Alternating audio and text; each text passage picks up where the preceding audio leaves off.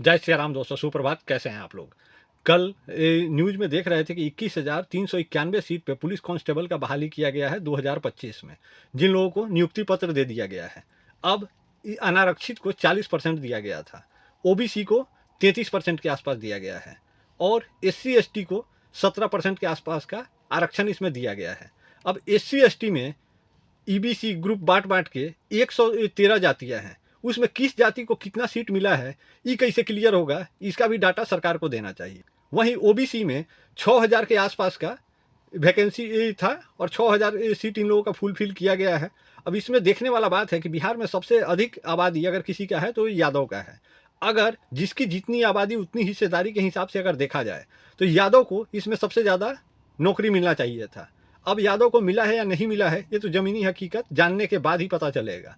तो हमारा बिहार सरकार से विशेष आग्रह है कि इसको जाति वाइज क्लियर करके बताए कि किस जाति को कितना सीट मिला है, क्योंकि ये ग्रुप बांट के और ग्रुप में घोटाला कर करके कोई फायदा नहीं है। ओबीसी में ही कुर्मी भी आता है, पासी भी आता है, ऐसे बहुत सारे जाति हैं, नूनिया कोई है वो भी आता है, तो उन सभी को ओबीसी में ही रखा गया है। कहीं ऐसा तो नहीं कि 6000 के 6000 सिर्फ कुर्मी का बहाली कर दिया गया हो और यादव को कोई सीट ही ना मिला हो। ये जांच जरूरी है। जिसकी जितनी आबादी उतनी हिस्सेदारी के हिसाब से इसमें क्लियर होना चाहिए कि बिहार में यादव की कुल आबादी 14.5% है, तो इस पूरे आरक्षित सीट में ओबीसी में कम से कम 14.5% तो यादव को नौकरियां मिली होगी। इसको क्लियर करने के लिए ही हमारा ये वीडियो बना है। अब जब पूरा देश जातिगत जनगणना के आधार पर ही काम कर रहा है और जिसकी जितनी आबादी उतनी हिस्सेदारी मिलेगी, तो बिहार में भाई साहब 14.5% नौकरी तो साहब ग्रांट यादव को मिलना चाहिए, उसके बाद ही किसी को मिलना चाहिए। अगर आप लोग सहमत हैं और मुद्दा जेन्युइन है तो इसको शेयर करके हर लोगों तक पहुंचाएं और सरकार से आग्रह करें कि किस जाति को कितना सीट मिला है उसका आंकड़ा पेश करें, कि आरक्षण के हिसाब से जो तय किया गया है उसमें सिर्फ ग्रुप के हिसाब से ना कर दिया जाए, क्योंकि ईबीसी एससी एसटी इसमें टोटल जो जाति बिहार सरकार ने किया है 113 जाति है। अब ऐसा तो नहीं है कि जो पूरा आरक्षण है वो सिर्फ एक ही जाति को मिल गया, बाकी के 112 जाति मुंह ही देख रहा है।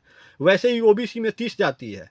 अब किस जाति को मिला ये तो क्लियर करने वाला बात है। हो सकता है कि पूरा 33% सिर्फ यादव को ही मिल गया हो, या ऐसा भी हो सकता है सारा का सारा सिर्फ कोयरी को मिल गया हो, यादव मुंह ही ताक रहे हो। इसलिए जातिगत आंकड़ा पेश करना सरकार का दायित्व तो बनता है और हम सभी का जिम्मेदारी है कि जानें कि अगर जब बात जातिगत आधार पे ही हो रहा है और नौकरी उसी के आधार पर मिलेगा तो भाई साहब यादव के साथ पक्षपात नहीं होना चाहिए।